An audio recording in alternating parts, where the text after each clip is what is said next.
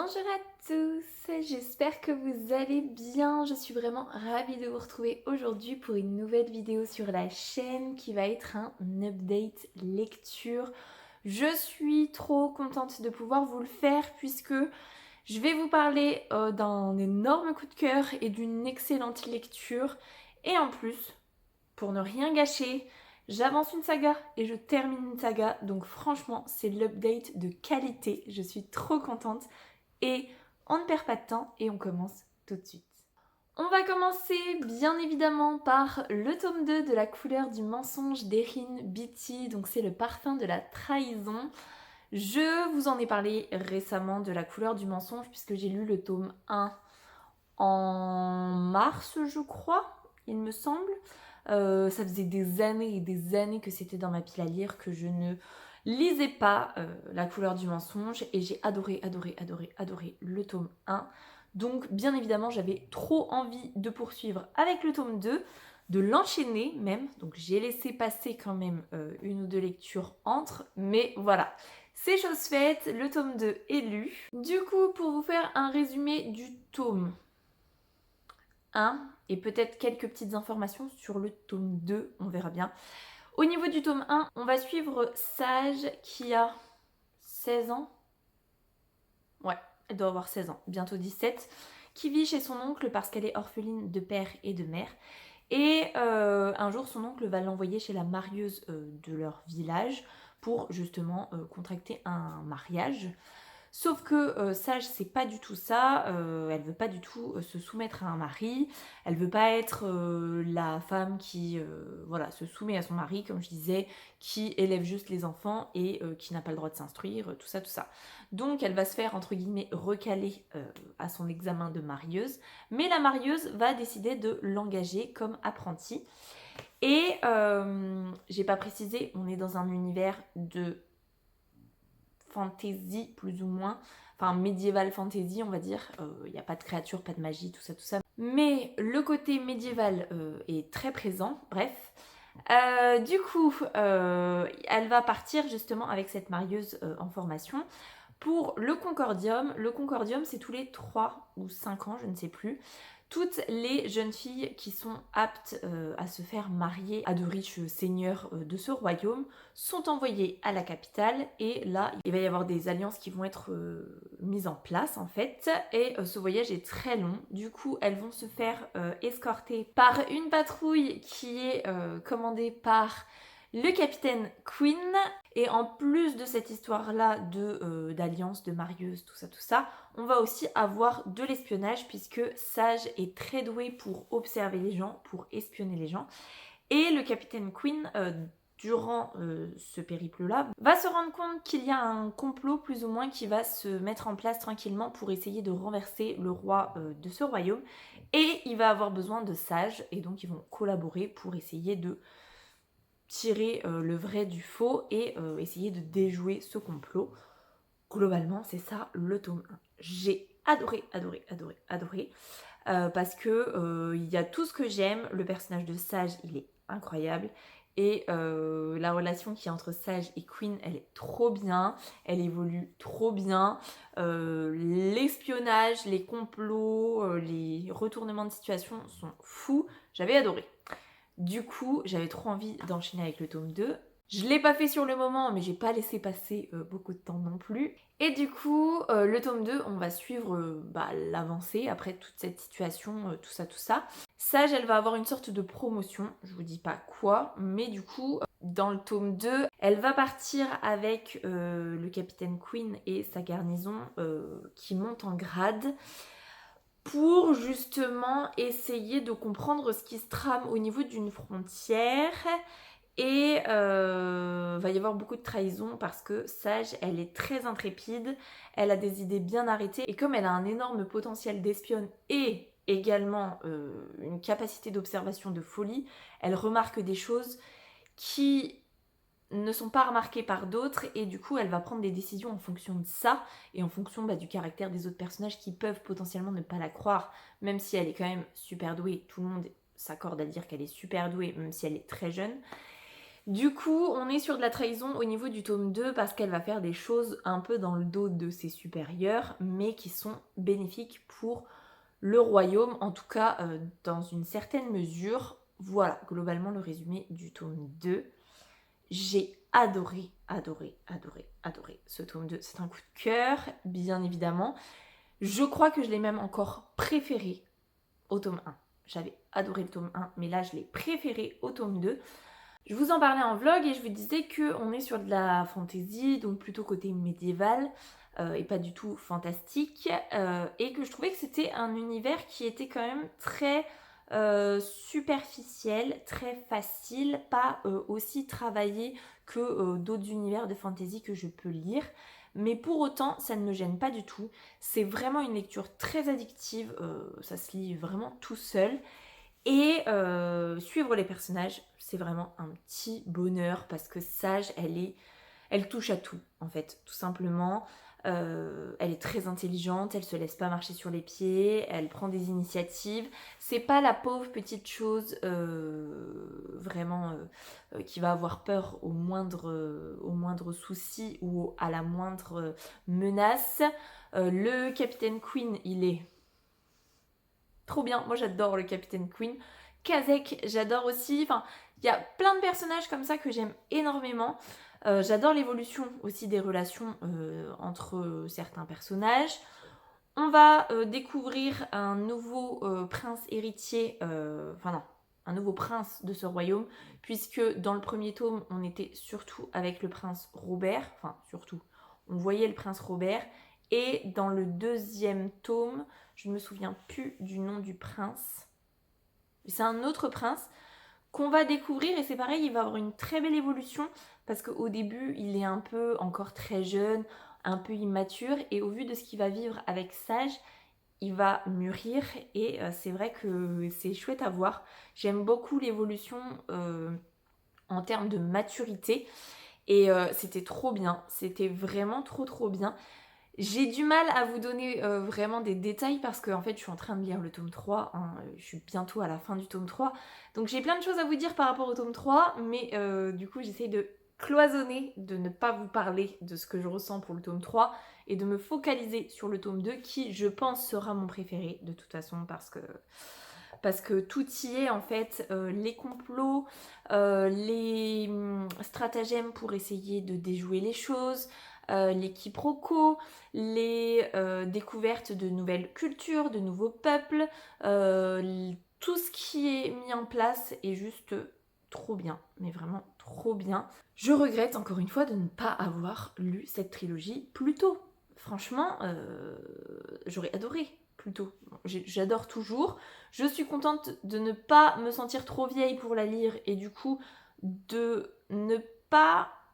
Il y a vraiment un côté très léger en termes de fantasy, mais vraiment ça ne me dérange pas et j'en suis très contente parce que je me dis, comme j'ai vieilli, peut-être que ça aurait pu me déranger et j'aurais pu me dire c'est un peu bâclé. Non, c'est pas bâclé. En fait, pour ceux qui l'ont lu, je pense que vous voyez peut-être de quoi je veux parler. Pour les autres, c'est pas évident de vous expliquer. Parce qu'il y a du côté historique, il y a des batailles, il y a plein de choses, mais je sais pas, je sais pas. Bref. Et pour clôturer sur le parfum de la trahison, ce que j'ai adoré également, c'est le final. Mais le final, vous n'êtes pas sans savoir que j'adore quand les personnages souffrent. Il y a de la souffrance dans celui-là. Que ce soit du point de vue de Queen, il y a pas mal de souffrance. Mais alors, du point de vue de Sage, trop heureuse. Franchement, j'étais trop heureuse. Je suis contente de la résolution de tout ça, mais j'étais trop contente parce que franchement, c'est génialissime. Génialissime. J'ai adoré. Donc franchement, n'hésitez pas une seule seconde à vous plonger dans cette trilogie. Ça se lit tout seul. On a envie d'enchaîner les tomes. En tout cas, ce qui est sûr, c'est que je n'ai qu'une envie à chaque fois, c'est d'enchaîner les chapitres qui sont pas si longs que ça. Donc en plus, au niveau quantité de pages dans chaque chapitre, c'est quand même assez agréable. Donc franchement, n'hésitez pas une seule seconde. C'est pépite. Du coup, pour ne pas enchaîner avec le tome 3 tout de suite, j'avais récupéré Le tome 5 des mémoires de Lady Trent de Mary Brennan, donc c'est le sanctuaire ailé aux éditions La Talente. Donc je l'ai récupéré à la médiathèque parce que je ne l'ai pas trop trouvé en librairie. J'avais pas envie de le commander sur internet, je pense que je me le ferai offrir pour qu'il rejoigne ma bibliothèque et ses petits copains.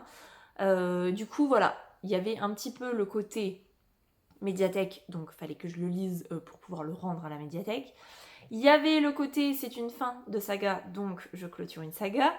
Il y avait le côté c'est dans ma pile à lire pour le Tarot Books Challenge et je veux absolument le lire et ne pas me retrouver bloquée à la fin du mois de mai en me disant je l'ai toujours pas lu, ça va être long donc je le lis pas.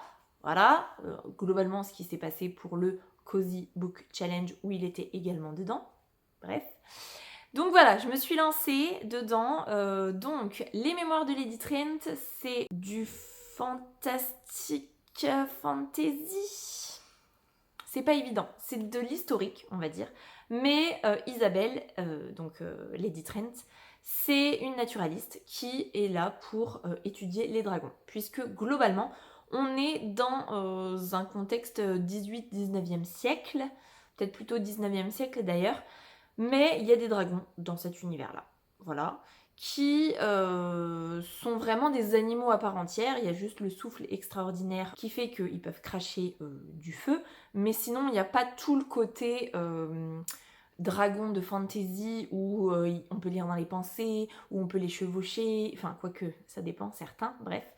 Donc voilà, on est sur Isabelle qui dans chaque tome va partir en voyage pour étudier un dragon particulier, enfin une espèce de dragon particulière qui va mettre un petit peu des coups de pied dans les mœurs de l'époque parce que c'est une femme, parce que c'est très mal vu que les femmes soient intellectuelles, qu'elles puissent partir en expédition, tout ça, tout ça. C'est vraiment ça dans chaque tome, avec bien plus de facilité au fur et à mesure des tomes parce que, bah voilà, les gens commencent à la connaître quand même et ils se sont fait une raison, tout simplement. Elle fait en plus des découvertes essentielles par rapport aux dragons qui vont être bénéfiques pour sa nation, donc forcément au bout d'un moment on va quand même la laisser un peu tranquille, malgré le fait que des fois elle se mette à dos d'autres nations, bref.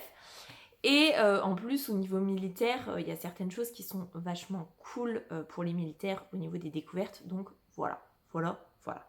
Globalement, dans ce tome 5, le pitch, c'est un jour, elle va à la conférence de quelqu'un qu'elle connaît très bien. Et il va y avoir un homme qui va venir l'aborder, d'un autre peuple avec qui elle s'est un petit peu brouillée. Lui-même s'est un petit peu brouillé avec ce peuple-là, on va dire. Il vient lui dire que pendant qu'il faisait une expédition, il a découvert une carcasse de dragon qui est préservée grâce à la glace, qui est totalement inconnue. Tout le monde pense que c'est un petit peu un piège pour essayer de l'attirer là-bas alors qu'elle n'est pas la bienvenue. Mais voilà, ça la titille quand même un petit peu, donc elle va partir en expédition justement pour essayer de voir, puisque d'après ce que cet homme-là lui dit, il y aurait une deuxième carcasse plus en hauteur au niveau de la montagne. Et du coup, elle part en expédition pour découvrir en fait ce que c'est cette nouvelle espèce de dragon. Et du coup, on va découvrir en parallèle de ça une nouvelle culture, un nouveau peuple, une nouvelle langue et voilà, globalement, voilà ce qui se passe dans ce tome 5. C'était trop bien, c'est officiellement mon tome préféré. J'avais petit à petit de plus en plus aimé les tomes. J'avais bien aimé le tome 1. Le tome 2, c'était plus mitigé. Je me souviens même pas ce qui se passe dans le tome 2, c'est pour vous dire. Le tome 3, je pense que j'étais en train d'accoucher pendant le tome 3, donc c'était le côté très long, très brouillon, tout ça, tout ça. Le tome 4, j'avais adoré parce qu'il y a le côté élevage de dragons. Et là, le nouveau peuple qu'on découvre, la nouvelle culture qu'on découvre, trop bien, vraiment trop bien. J'ai vraiment apprécié ce tome-là. Et ce que je n'ai pas vécu avec les autres, c'est que j'avais très envie de poursuivre ma lecture à chaque fois. Et il n'y avait pas le côté oui, bon, je l'avance parce qu'il faut que je l'avance, quoi. Là, j'avais vraiment envie de savoir ce qui allait se passer. Et j'ai trouvé que c'était très intelligent, très cool de finir là-dessus, en fait, tout simplement. Que l'auteur décide de partir là-dessus, moi, ça m'a conquis totalement. J'ai adoré les retournements de situation, le côté psychologique pour Isabelle et même physique à certains moments qui est assez difficile. Bah, j'ai adoré bien évidemment parce qu'elle souffre quand même un petit peu, même si elle essaye de prendre sur elle. C'est pas facile. Le final, pour le coup, je l'ai trouvé un petit peu rapide, mais c'est toujours comme ça en fait. Je trouve toujours que le début est un petit peu long à se mettre en place. Quand elle part en expédition, j'aime beaucoup et le final c'est vraiment très bâclé entre guillemets. Après, c'est sous forme de mémoire, donc j'imagine que c'est aussi pour ça. Mais j'ai vraiment passé un très bon moment de lecture. Je suis trop contente du coup de l'avoir lu là maintenant, d'avoir terminé cette saga et d'avoir découvert cette saga aussi. C'est ma maman qui me l'a conseillé. Et voilà, fallait à chaque fois que je sois dans le bon mood parce que ça fait quand même très historique et au niveau historique, je suis vachement difficile. C'est des lectures que j'aime faire, mais il faut vraiment que je trouve le moment opportun pour les faire. Et là, c'était le bon moment. C'était parfait. Je suis trop contente. Donc franchement, si vous aimez le côté naturaliste, si vous aimez le côté historique mais avec un petit peu de fantastique quand même, parce que c'est des dragons. C'est pas des dragons à la Eragon, mais c'est des dragons quand même. Bah, je pense que ça peut vous plaire. Surtout que l'écriture est top. Enfin, en tout cas, la traduction est top. Traduction de Sylvie Denis. Oui, Denis, j'imagine. Je tiens à le souligner parce que franchement, au vu du récit, je pense que la traduction, elle est vraiment incroyable. Et il faut le souligner. Il faut vraiment le souligner. Donc voilà. J'ai pas grand chose d'autre à vous dire. Je suis trop contente de l'avoir lu, trop contente que la saga se termine sur une excellente lecture. C'est pas un coup de cœur parce que c'est pas mon genre de prédilection. Et voilà, mais c'était quand même une excellente lecture. Donc je vous conseille cette saga chaudement. Et voilà pour cette update lecture. J'espère qu'il vous aura plu. J'espère qu'il vous aura donné envie de découvrir ces deux sagas si ce n'est pas encore fait. Je vais vous laisser là-dessus. J'espère que cette vidéo vous aura plu. Si c'est le cas, n'hésitez pas à mettre un petit pouce dans les airs, à vous abonner à la chaîne et à venir discuter avec moi en commentaire. Ça me fera super plaisir. Pour les plus timides, un petit emoji tigre, ce sera très apprécié. En attendant, je vous souhaite une très belle semaine, de très belles lectures et je vous dis à la semaine prochaine. Salut!